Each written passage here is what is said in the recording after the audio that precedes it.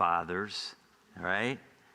I see maybe a little bit bigger smiles on your face. I don't know if that means your kids got you some big ticket item or something like that. I'm not sure what that means, but maybe just the joy of being a dad, and because that is a great thing, right? Fantastic thing. So happy Father's Day. And man, I trust you'll have a great day, and I hope you all had a good week.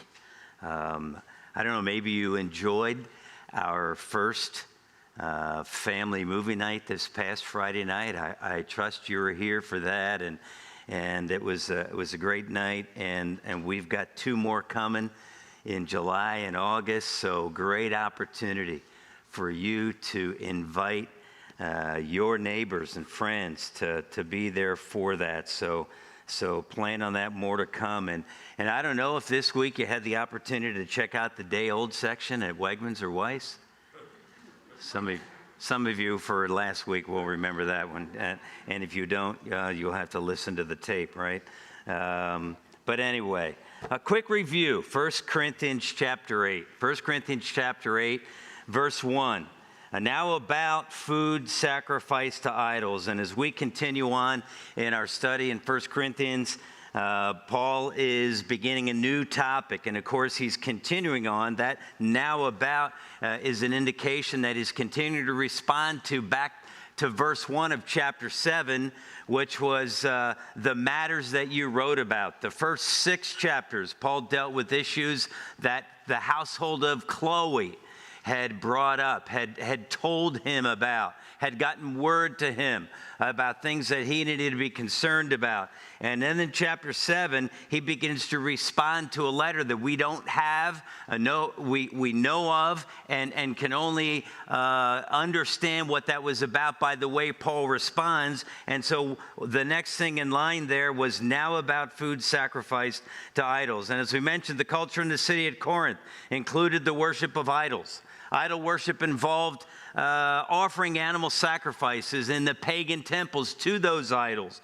And it was then the extra meat, there were leftovers. And that leftover meat was taken by the pagan priests as well as the people that brought the sacrifice to offer to the idols. And it was taken home to eat or sold in the marketplace. And there were times too, and as we look at chapter 8, verse 10, that it could be eaten socially in an idol's temple. And we haven't dealt with that at this point that much, but the idea that it was meat that had been offered to idols, and is it okay to eat that leftover meat? That's the question. These new believers, new followers of Jesus, is it okay to eat this leftover meat that was sacrificed to idols, to buy it, to take it into your home? Or is that idolatry and it should not be partaken of? Well, Paul is attempting to deal with that. And so in verse 1, he continues on. He says, we know that we all possess knowledge. And here we know that we all possess knowledge. Now, what was that knowledge? I'll get to that in a minute. But knowledge is a good thing. Knowledge is a necessary thing. Knowledge should give us as individual believers direction. It should help us get answers for life's questions. It should give us understanding to know how God expects us to live. The knowledge of one God, that's the knowledge that he was referring to in verse 4. The knowledge that there is one God, that these idols were nothing. They weren't real gods. Despite the fact that people worshiped them, yes, that was the real part of them, but they weren't real gods. There is one and only one God. And when we have that knowledge, it should help us worship God. It should help us serve God. When you hear Nate stand up here and talk about Mission Scranton, and you know the one true God and the need of people to know him, our hearts ought to be moved.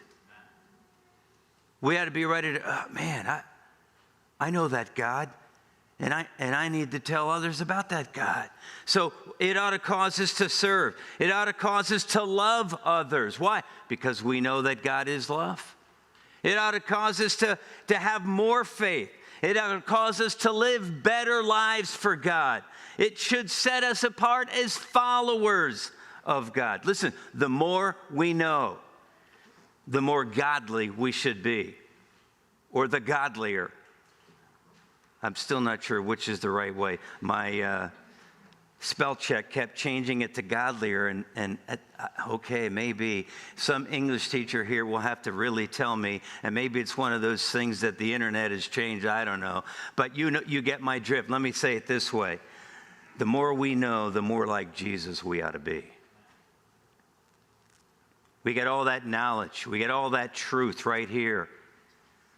But if it doesn't change our lives, what good is it? That's the difference in the wise man and the foolish man. We've talked about that over and over and over again. And I do so because I believe the church is becoming more focused on knowledge and less focused on obedience to that knowledge. And as time moves on, we have less and less, fewer and fewer people who are involved in the things that the knowledge of God ought to tell them is true and therefore change their lives. That's what Paul's talking about. He goes on and he says, but with all that knowledge, he says, knowledge puffs up. You see, there's a problem with knowledge. Oh yeah, we need it. It ought to change our lives. But he said, knowledge puffs up. Knowledge used wrongly causes pride. It develops arrogance. It's the understanding that I know. I have a lot of information. That's great. We can win the game of Bible trivia pursuit, right? But that doesn't mean that we're obedient. And that's the warning. Knowledge puffs up. And verse 2, it's you think you know more than you do. Those who think they know something do not know as they ought to know.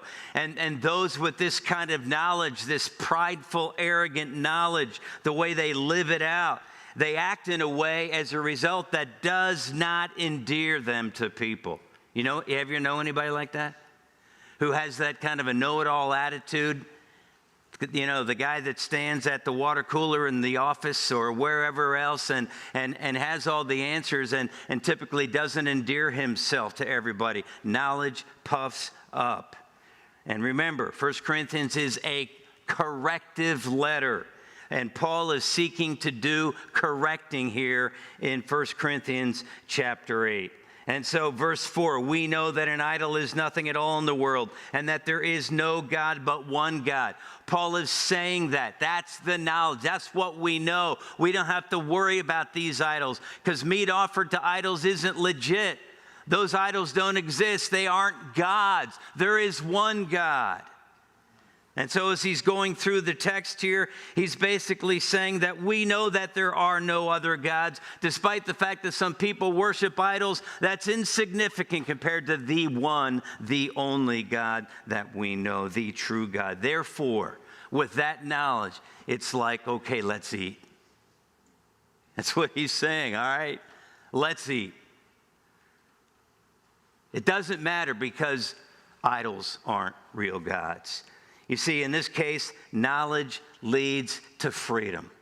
The freedom to eat that meat. Why? Because even though it's offered to idols, they are no gods. But he's not done. Because verse 7 of chapter 8, not everyone possesses this knowledge.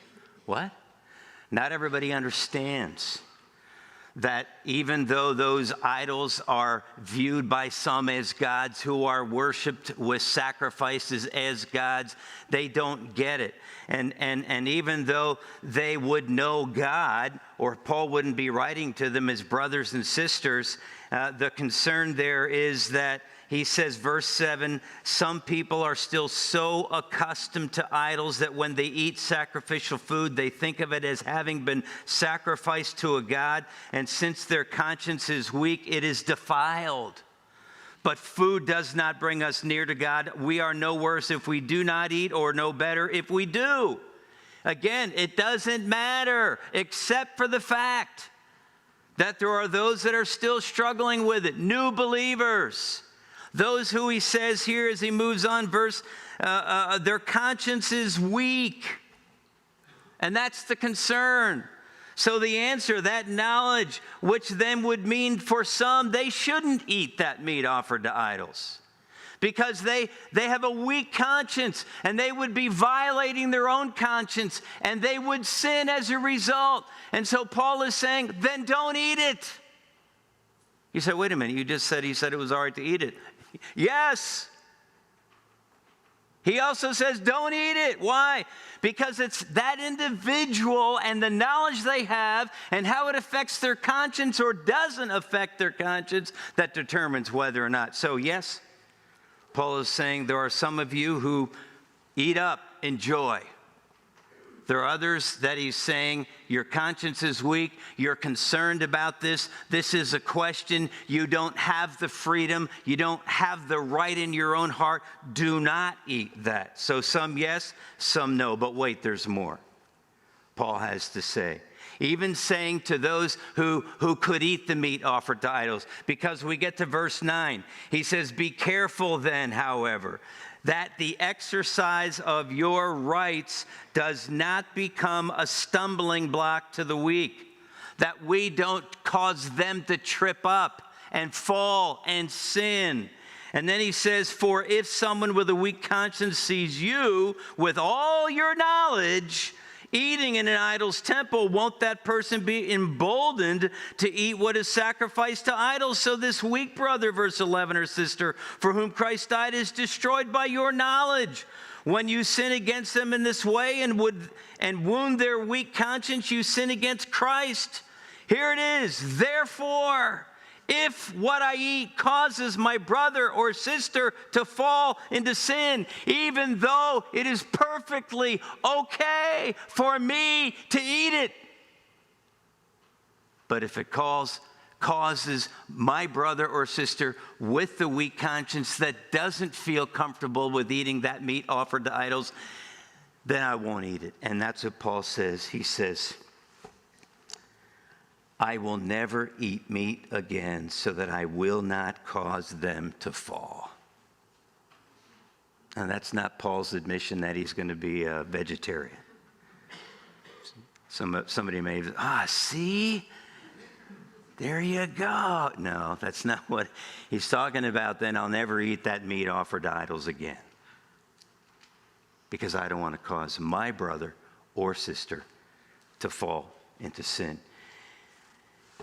Knowledge leads to freedom. That's what Paul is saying. Freedom to eat the meat. But knowledge may also, because of love, because of our concern for our brother or sister, love may lead you to sacrifice that freedom.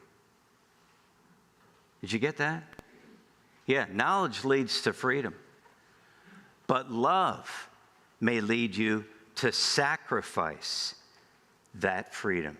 And that's why Paul said at the end of verse 1, when he said, knowledge puffs up while love builds up. Keep that in mind. Love may lead you to sacrifice your freedom. Wow.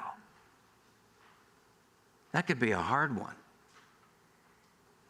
And whatever those topics may be, I mean, I grew up in the day and age, as some of you folks did, that going to movies was one of those things that you didn't do, but a lot of believers were, hey, what's the deal? I'm being careful with what I allow to enter my mind, and some of it's no different than television. I mean, I could go through all the arguments on both sides, right? Are you willing to give up your freedom to go to a movie because you love your brother and sister who might be offended if they went and you caused them to sin because they did it only because they thought you were doing right before God? You see, this whole business of offense and causing a weaker brother to stumble, that doesn't mean that you do what somebody who disagrees with you wants you to do. We get hung up on this whole thing. I remember reading years ago and studying some of these weaker brother, stronger brother issues. It is interesting that you don't even find the term strong or stronger brother in this context. Now, we read about the weak, But as we look at it, the idea is, well, who's the weak? And the guy that I was reading was talking about, you know what? Sometimes the weaker brother is the biggest bully in the church because he always gets his way. If we always have to give up our freedoms, if we always have to sacrifice our freedoms for the weaker brother, then man, that guy gets his way all the time. But that's not what Paul is saying. You see, if that was true, the concept of what happens here is because of the freedom of the one who we call strong, causes the weak conscience to sin. That's the idea. It's not somebody who's just what we may call a legalist, or somebody who has a different perspective, somebody who disagrees with you. No. If it causes them to sin, that's now the issue. And most people that want to make a point with you about whatever the issue is about disagreement, they want to prove their point and claim to be the weaker brother, so you have to do if you're really going to be obedient to Scripture. No. Because they're not going to do that and sin. Do you understand the difference? We have to be very careful with that. When this happens, the one who has the freedom to exercise and does that, it's wrong if it causes that one to violate his weak conscience and therefore sin. That's what we have to keep in mind as we look at that. So, chapter 9. Here where we are, you say, wow, it's already 23 after or 22 after. What in the world? Well, folks, we'll be here at least another hour. Just kidding, just kidding. But chapter 9, verses 1 to 18. So at first glance, as we jump into chapter 9, it may appear that Paul's beginning a new topic. He seemingly leaves the topic of food sacrifice to idols and takes up this topic of the right for him to earn a living as an apostle, getting paid to minister. That's what at first glance it would seem he's talking about. However, as we look a little closer, dig a little deeper, we find that Paul is really continuing the same discussion. He is building a case for his right, for his freedom to get paid for his ministry to the Corinthian church. He's building the case to say, listen, believers in the church at Corinth, I have a right to be paid. And then he goes on and he establishes that case. However, this isn't primarily just about that business of how do we pay full-time Christian workers. That it talks about, there are some principles, but that's not the primary issue. The primary issue is still our freedoms and our rights, and how do we use those freedom and our rights with other believers. And that's what he's talking about. He is building the case for his right so that he can willingly and voluntarily give up that right. He's building a case to say, this is what my right is, you should pay me, but he's doing that so that when he's all said and done, he can give it up and say, hey, I'm not doing that. Now, we'll see that as we go through the text. Paul's illustrating the fact that we should be willing to sacrifice our freedom, our rights, in order that we do not cause a brother or sister to sin, or that we do not hinder the gospel. And we could make the case that if we cause by our behavior to cause a brother or sister, another fellow believer to sin, we would be doing danger to the gospel. We would be hindering the gospel because we'd be creating sin in the church or amongst God's people. And so but he also brings up this just to simply hinder the gospel. And that's the case, the illustration he's going to build here. So, outline. Point number 1, the first 2 verses, Paul's defending his apostleship. Look at it there. Am I not free? Now, as he does this, he's asking 4 rhetorical questions in verse 1. Now, he's asking a whole lot of rhetorical questions as we move through this. In other words, you know what a rhetorical question is. It's a question that you ask when you know what the answer is, and so does everybody else to prove your point. That's a rhetorical question. So here we go. 4 rhetorical questions in verse 1 of chapter 9. Am I not free? I'm a believer. Don't I have the liberty to live as everybody else does? Yes. Am I not an apostle? Well, some would question. Some in the church of Corinth were obviously questioning that. They were wondering about Paul's authority. But that is a rhetorical question, because the expected answer will be, well, yes, you are, because there would be those who knew that. But then he goes on and he really kind of hones in on that question. The third question, have I not seen Jesus our Lord? Well, yes, he did.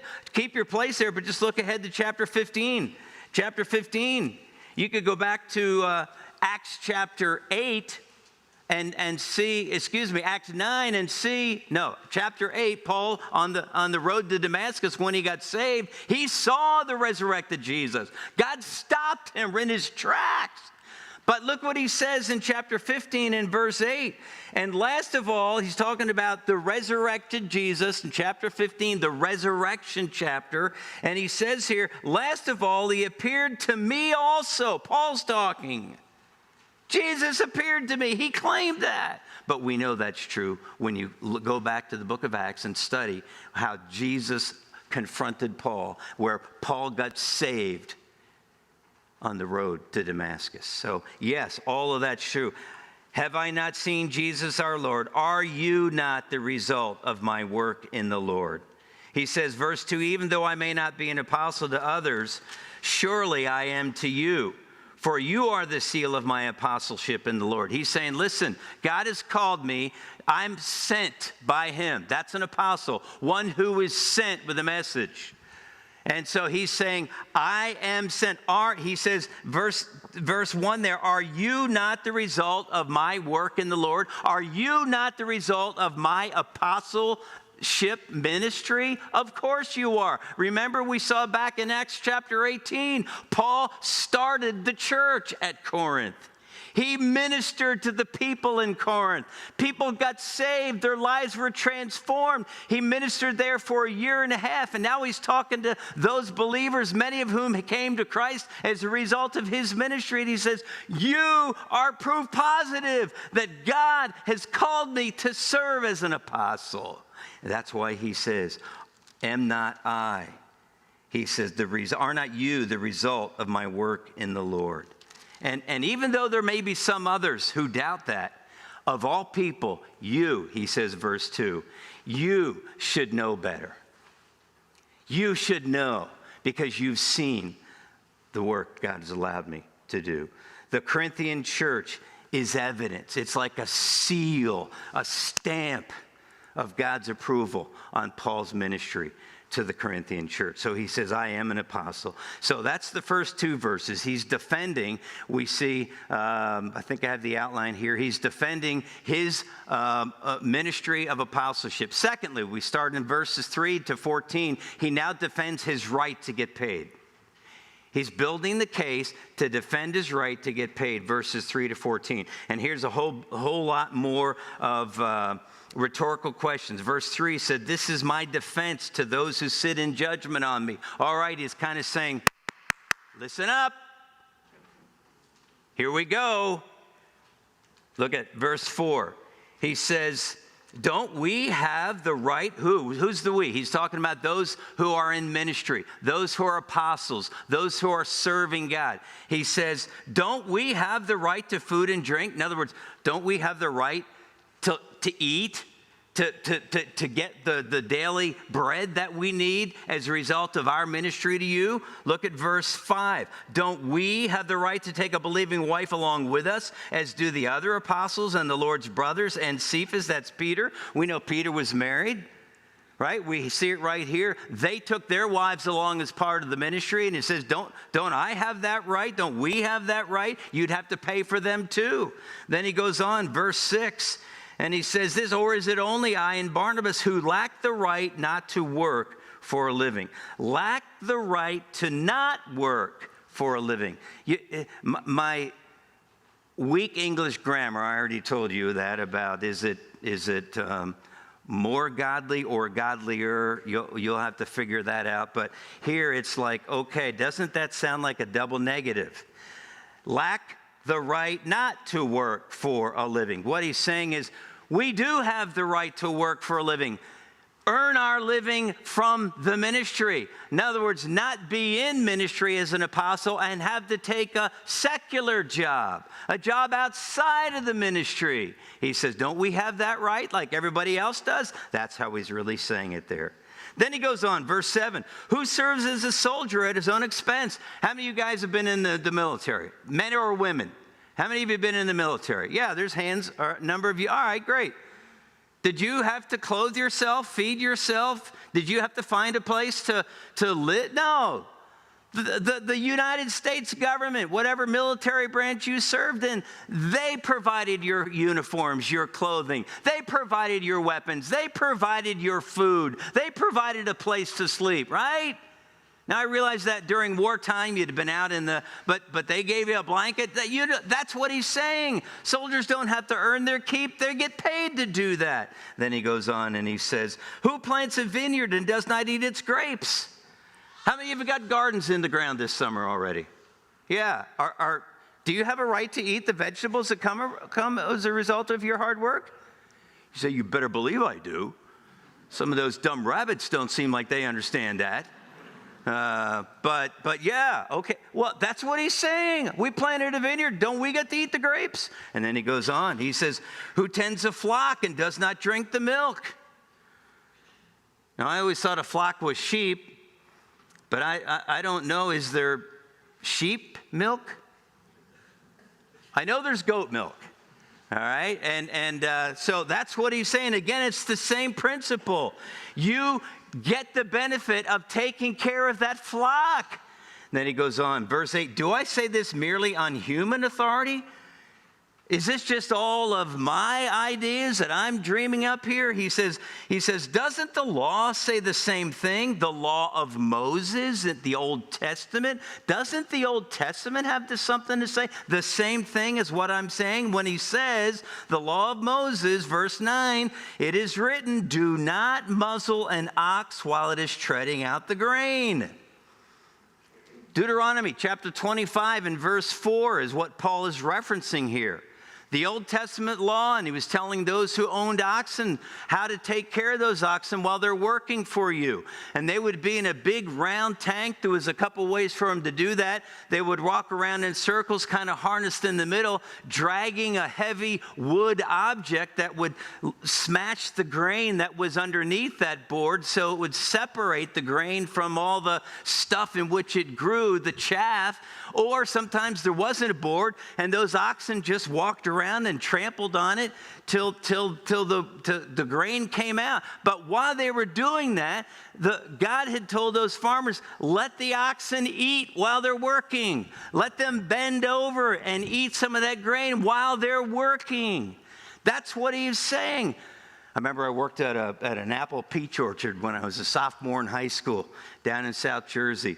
And I worked at the place where we separated the really rotten peaches that came in from the ones that could be sold. Not the ones that would be shipped out, but the ones that could be sold right there out front of the store or the orchard. And so I had to sort out and put them in the baskets. You've seen peach baskets, right? And I had to learn how to put them in, have them come up with a nice cone top. And at first I thought, this is the most ridiculous thing. What in the world? But I got it done. Well, every once in a while, we'd be all caught up and they'd say, hey, come on, we're going to go outside, right outside the door, right next to the barn there. We're going to go pick apples. Well, there were green apples right there. And so we'd go out and pick green apples, and they let us eat them if we wanted to. I made that mistake one afternoon.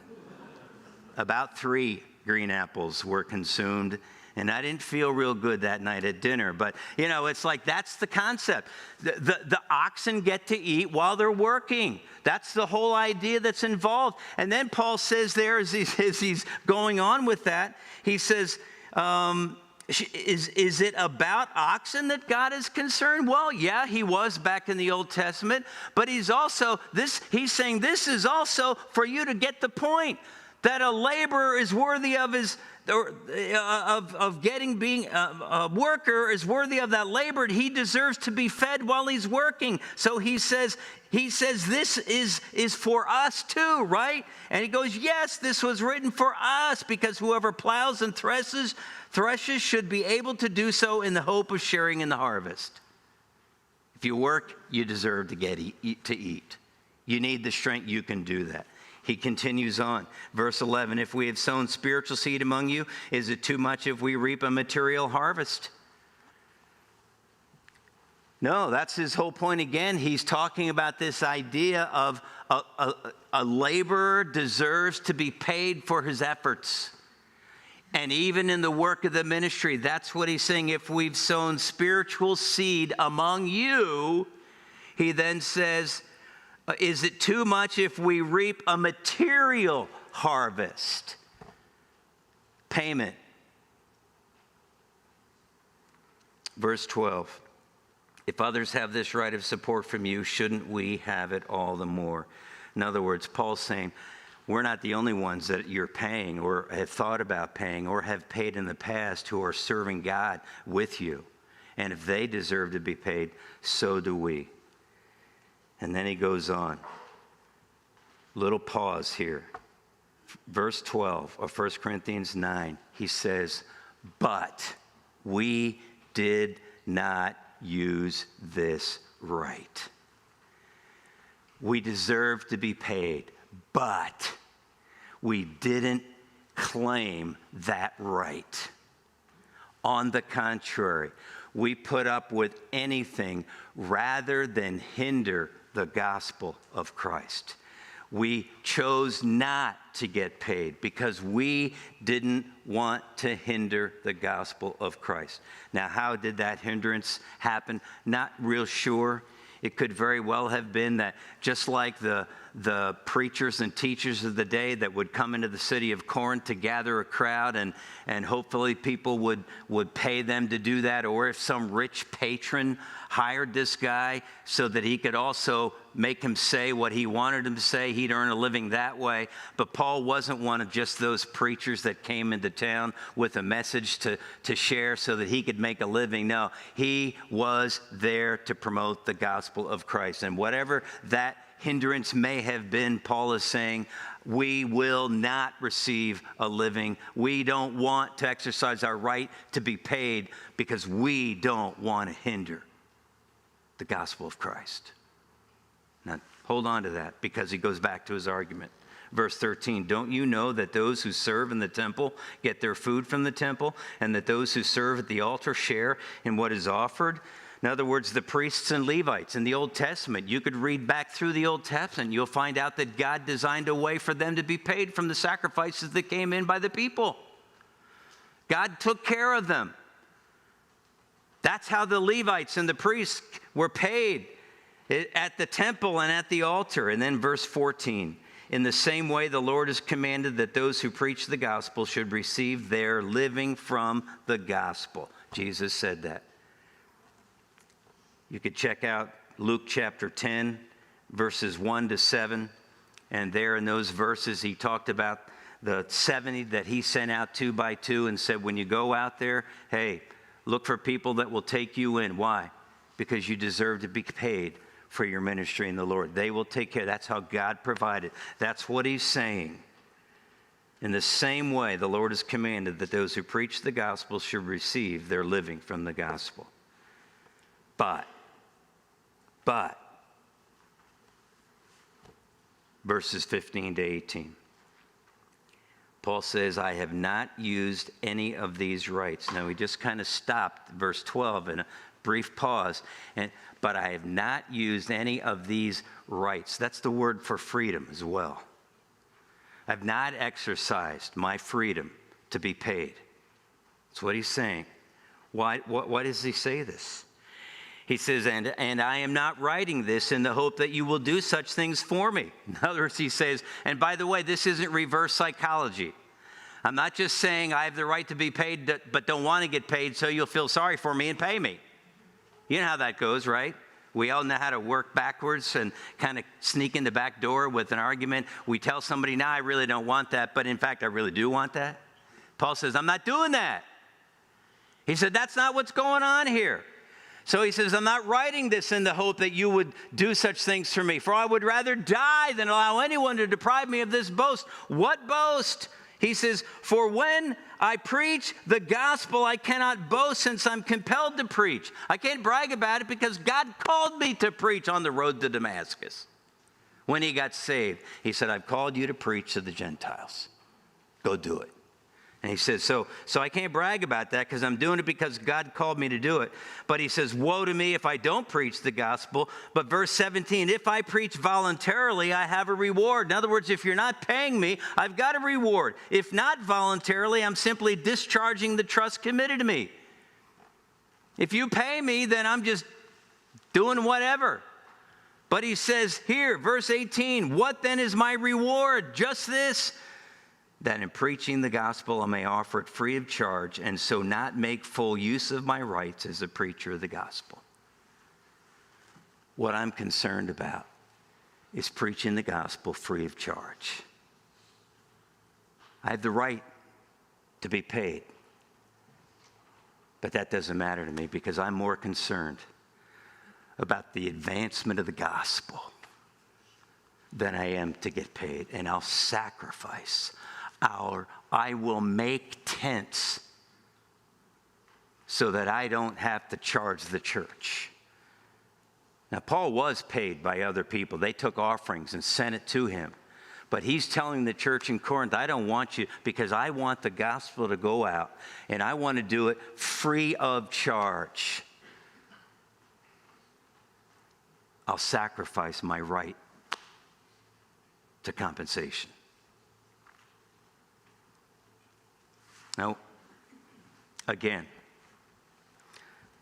we tend to think of these chapters 8, 9, 10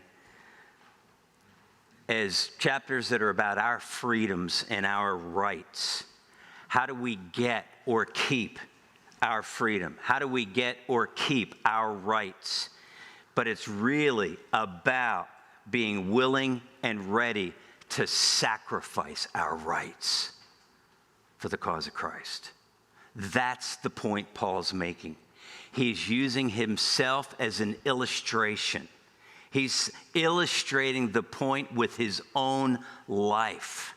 He's saying, folks, I just told you in chapter 8 that, you know what, I have the right to eat meat sacrificed to idols, but if that doing so would cause somebody to sin, I will never eat that meat.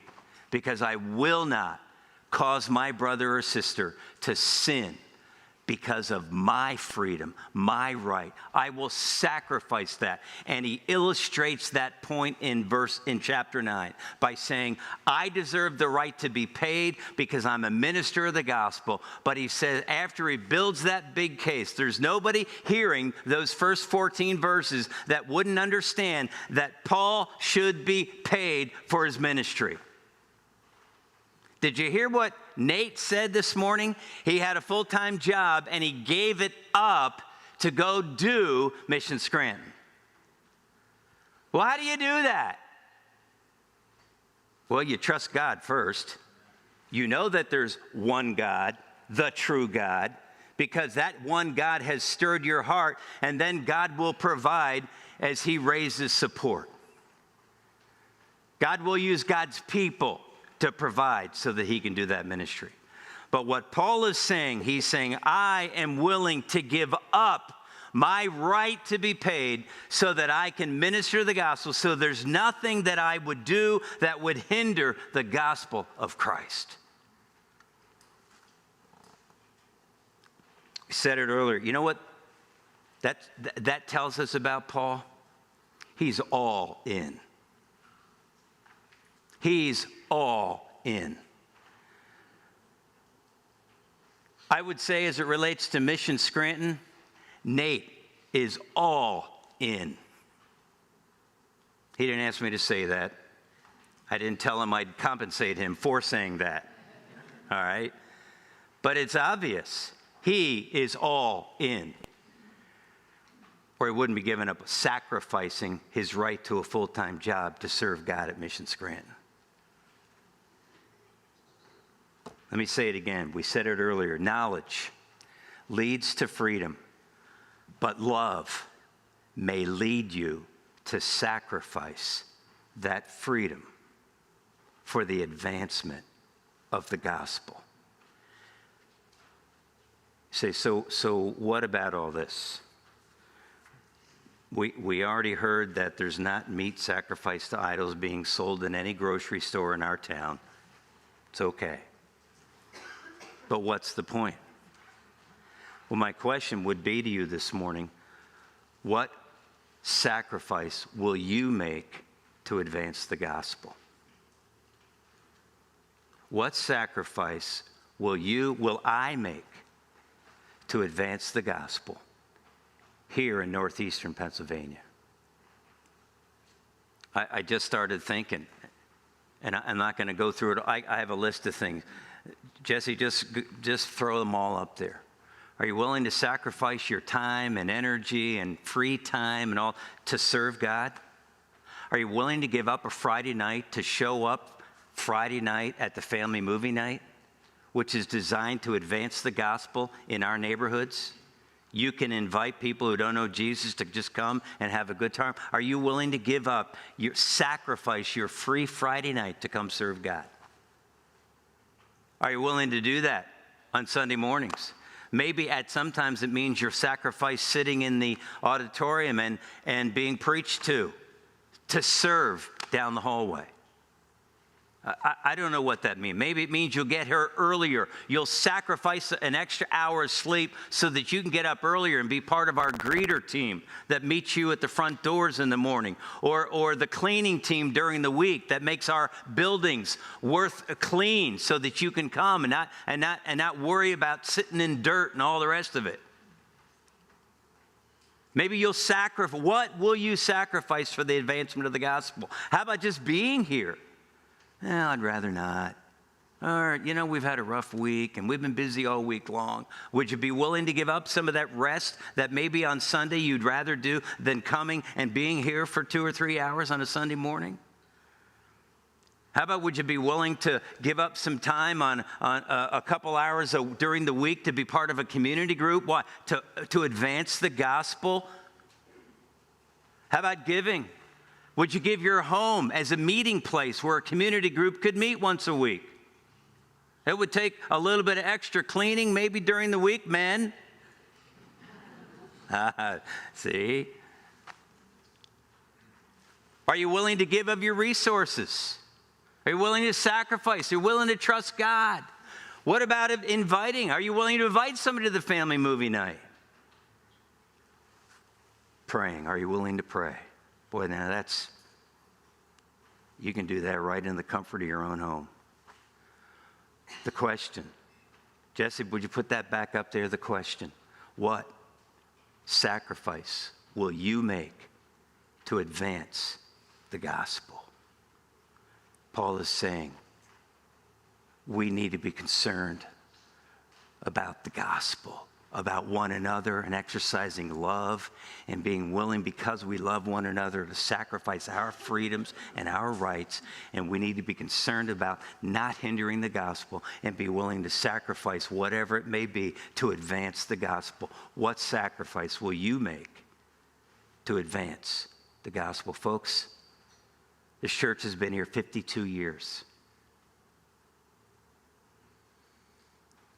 I think we ought to have had a bigger impact on our community than we have. With this many people who say they believe in the one God,